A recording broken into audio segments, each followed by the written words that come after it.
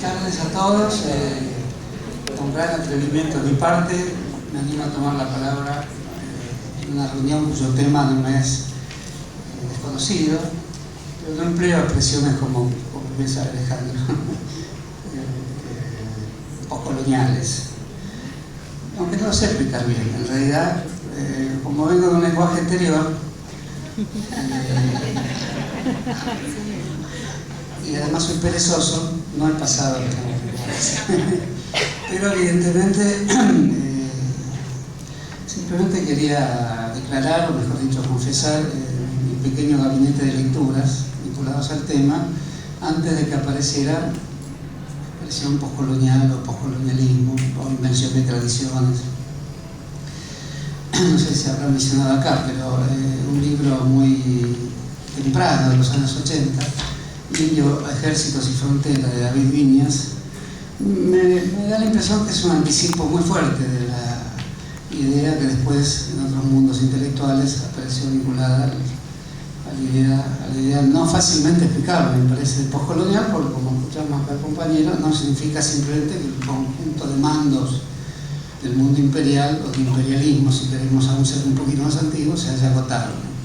Pero en ese libro de Viñas, la idea de frontera, la idea de que la construcción de la Argentina como proyecto cultural proviene de Carlos III y se cierra con el general Roca, y que el general Roca se lo defina como general positivista, presupone un punto de vista bastante original respecto a la historiografía argentina, que nunca se animó, con razón, porque implica cierto reduccionismo. Yo no soy contrario al reduccionismo de la lucidez, pero hay ciertos reduccionismos que son poco interesantes. El de Viñas no lo es. Es un reduccionismo interesante porque una historia militar la relaciona muy estrictamente con una historia del conocimiento y con el modo en que el Estado crea ámbitos de conocimiento de un país, como es el positivismo. Dicho esto, con gran pertinencia, explorando las dos avenidas, la construcción de un ejército nacional luego de la guerra contra el Paraguay y la construcción de un conjunto de saberes positivistas provenientes del mundo cultural europeo, pero que en Argentina tuvieron, como en todos lados, en México y en Brasil también, cierta especificidad. Al juntarlo en la noción de un general positivista, que al mismo tiempo, al expandir el territorio, los poderes nacionales territoriales, cumple una tarea que habían empezado con Carlos III, ahí pone en movimiento de una manera muy desafiante el aparato crítico con el cual la historiografía argentina había estudiado el surgimiento de la nación argentina, con sus fechas características, sus blasones, sus ideologías patrias. Por lo tanto, la nación aparece como una construcción, pero me parece que es la señal evidente de la idea postcolonial, que las sociedades no amasan en silencio de una forma inherente a ellas mismas, el modo en que se llaman y que forjan sus poderes, sino que son decisiones de estos poderes que después aparecen bajo formas culturales, creadoras de fuertes identidades colectivas, de modo tal que vendrían a encubrir también el modo en que se han expandido. Es decir, el general Roca, positivista, y ver al positivismo como una categoría cultural de ocupación militar, introduce un problema específico de este tipo de razonamiento que me parece interesante. O es el ejército una construcción cultural, o son las construcciones culturales los que pertenecen al ámbito de la decisión militar. Y ese vaivén, esa articulación, como quieran llamarlo, toma decisiones culturales permanentemente, así como las decisiones culturales son decisiones, en fin, del tipo de ocupación territorial, de creación de nombres y de creación de toponimias y de creación de espacios. Y desde ese punto de vista, nombrar y después estudiar filológicamente los nombres, por eso, por lo que escuché acá, estoy totalmente de acuerdo, la filología sería el instrumento crítico fundamental del pensamiento postcolonial. Y creo encontrar una huella muy evidente del pensamiento postcolonial de Tony Negri y Michael Hart en El Imperio. No se declara un libro postcolonial, pero al emplear ideas parecidas a ficciones orientadoras, ahora no me acuerdo si se emplea esa u otra, pero es una parecida. Es decir, hay una ficción que se administra en términos de poderes. En ese título, Nicolás Shumway escribió un libro también postcolonial sobre la Argentina, que hay un pequeño problema, que en las bibliografías de todas las carreras y de todas las materias que tienen algo que ver con la historia nacional, se lo coloca de una manera privilegiada como un libro importante, y en ese sentido admito la importancia que tiene el libro, y al mismo tiempo el modo en que los viejos historiadores, de historicistas o honesto-pluralistas o historiadores vinculados a la historia social, de la gran escuela argentina finalmente, la de Perindón y José Luis Romero, esos historiadores pasaron a sentirse llamados por un tipo de enfoque como este, ficciones orientadoras. Curiosamente es un libro proveniente de un académico de Austin, no sé de qué universidad, pero de Austin, choca totalmente con el estilo académico argentino, pero totalmente con el estilo académico argentino. Se llama así porque es argentino, y porque es de la Universidad Argentina, y porque recibió la fuerte influencia de la historia de las mentalidades, la escuela francesa. Pero el éxito que tuvo ese libro no es fácil de explicar, porque desarma todo el estilo anterior argentino, lo hace desde un punto de vista sin portada, revisionista, porque es antimetrista, artiguista.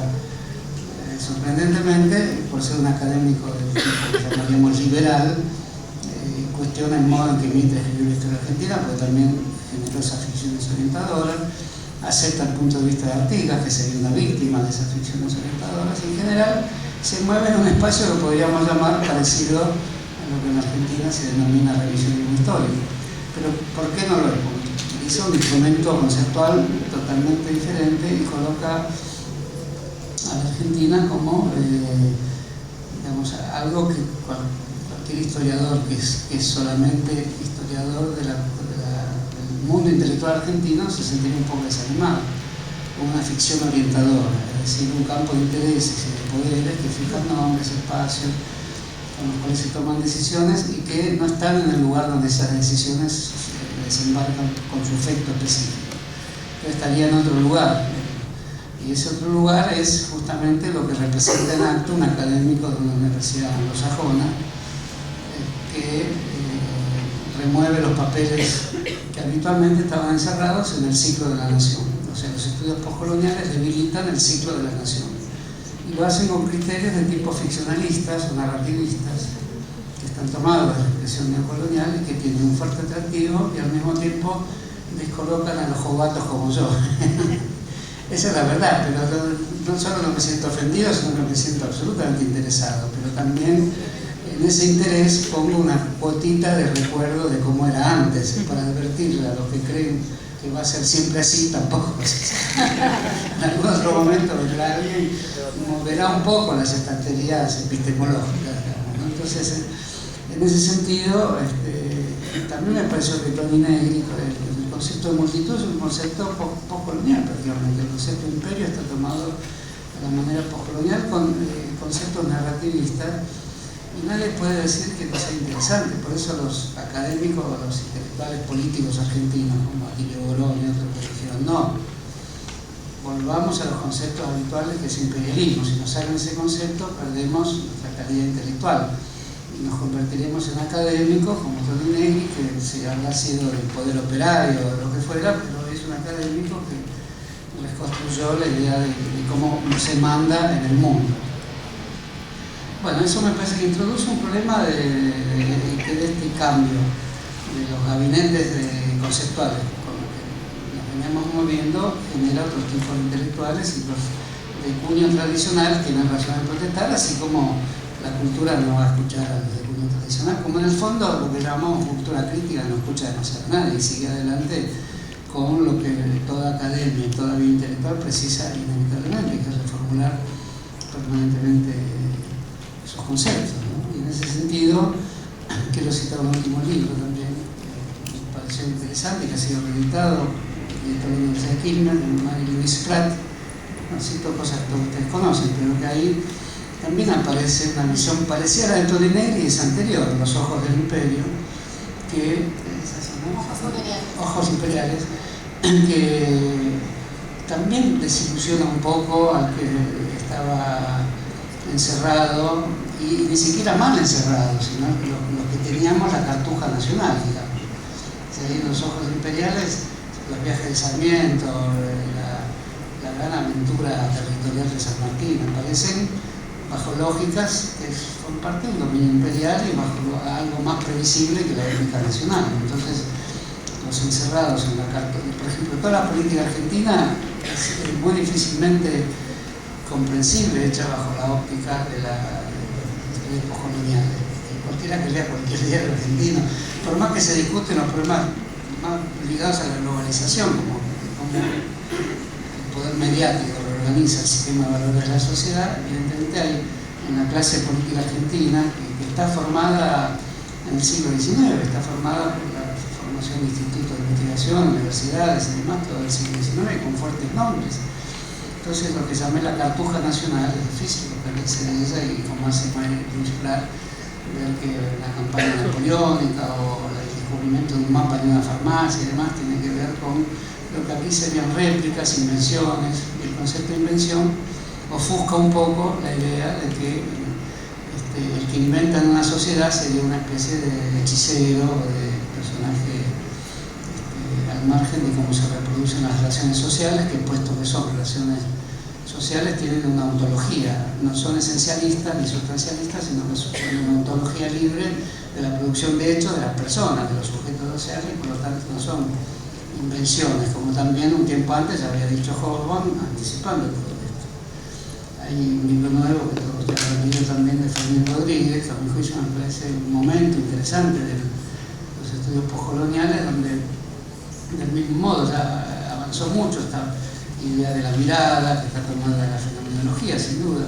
Cuando Sarmiento cruza el Paraná con el ejército de Urquiza, ¿cómo escribe ella? No está la pampa vacía o el desierto de Facundo, ya mira con una mirada económica, de posesión, y cuando escribe qué va a pasar después de que caiga Rosas, todos los temas nacionales son nuestros nombres, pero son nombres efímeros para la teoría postcolonial. Lo menos efímero sería Sarmiento mirando las grandes extensiones, ya con alambrado, con inmigrantes, con producción económica, con exportación, importación, en fin, como naciones modernas articuladas a una mundialización, como se quiera llamar. Entonces, para terminar, me parece que todos estos estudios, llamados inocentemente estudios, que se llaman estudios culturales, estudios postcoloniales, al perder la contundencia que en la época que estudiaba yo, no viene a ser nostalgia, ¿no? Pero todas estas cosas no, teoría de la cultura, sociología cultural, no es que las extrañe, yo me siento totalmente amistoso haciendo estos estudios. Pero, por ejemplo, un último ejemplo, que muchas veces, lo discutimos, la lectura de Fanon. Una cosa era leer en los 60 y tuvo la suerte de prosperar, pero prosperó gracias a los estudios postcoloniales. Si no, Fanon, ¿quién lo hubiera seguido leyendo? Se lo lee hoy más que a Sartre. Y sin Sartre le hizo el prólogo, Fanon es sartreano, sin Sartre no había Fanon. Realmente escribe como Sartre, piensa como Sartre. Cuando Sartre dice, veo en él a los hombres de otras culturas cansados de que se repita como un eco la palabra Partenón, ve a Fanon como ese hombre de otras culturas, pero pensando como había pensado él, la construcción del ser a través de la violencia. ¿Por qué se lo sigue leyendo? ¿Por qué Alejandro hace sus estudios sobre Fanon? Eso es un misterio que habría que desvelar, porque Fanon vuelve a vivir, y eso es hay que agradecerle a este tipo de estudios, porque si no hubiera desaparecido Fanon. Ahora, evidentemente hay que ver de qué modos diferentes se leía más literalmente, como un instrumento de lucha de aquellas generaciones, como hoy se lee como parte de un gabinete antiguo, un arcón, de donde se pueden exhumar, y eso es lo más interesante que veo, aquellas lecturas, pero hechas hoy, un poco más académicamente quizás, porque el mundo aquel al que pertenecían desapareció, pero hechas también con mucho respeto y como una forma de homenaje a aquellos lectores. El postcolonialismo es una por-lectura también, es una segunda oportunidad que tienen muchos libros centrales de la cultura crítica universal. Por eso vengo con esta actitud ambigua, que no se entienda que con Alejandro nos conocemos hace mucho y hemos discutido mucho. Vine a alegrarme de que esta reunión se haga acá, que haya tantas personas que estén vinculadas a este tema, es un tema que intervincula también investigadores de todo el mundo, y que además tenga la gentileza de escuchar, cierta pequeña nostalgia de cómo estos temas aparecían bajo otros cánones, con otro mundo intelectual y con otras predisposiciones de la oración intelectual lucha política y demás. Por eso, como el mundo contemporáneo y el sistema de dominio se parecen más a los estudios postcoloniales, iniciados curiosamente para un viejo argentino como soy yo, que estudió en la calle de Viamonte 444, iniciados por académicos de la India. En momentos que no se iba a hacer doctorados en otros países, en momentos donde la vida académica estaba reducida a leer, si uno quería ser exótico, de Thème Moderne, de Sartre. Entonces, para mí es una gran novedad, saludable novedad, de la que no me quiero privar de decir estas pequeñas cositas. Bueno, muchas gracias.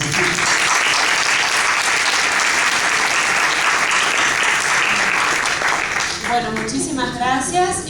Nos quedamos sin tiempo para comentarios y preguntas porque sigue la sesión en este momento que tiene lugar acá justamente a las 14 horas. Estamos un poquito atrasados con el programa, entonces vamos a tener que cortar aquí, pero nos gustaría invitarlos a dos eventos esta tarde. Uno es la presentación del libro que vamos a hacer con Karina Vidaseca a las 16:40 en el Museo del Libro, y también el ciclo de cine africano que tiene lugar en estos momentos de 14 a 18 horas en el microcine del Instituto Perón, ¿sí? Así que lo tienen en su programa, y simplemente mostrar esto, donde van a mostrar algunos documentales que tienen que ver con Said también. Bueno, solo agradecerle a Horacio muchísimo la apertura de la Biblioteca Nacional para el Congreso los 3 días y toda la verdad, su generosidad absoluta para que esto tenga lugar aquí. Así que muchas gracias.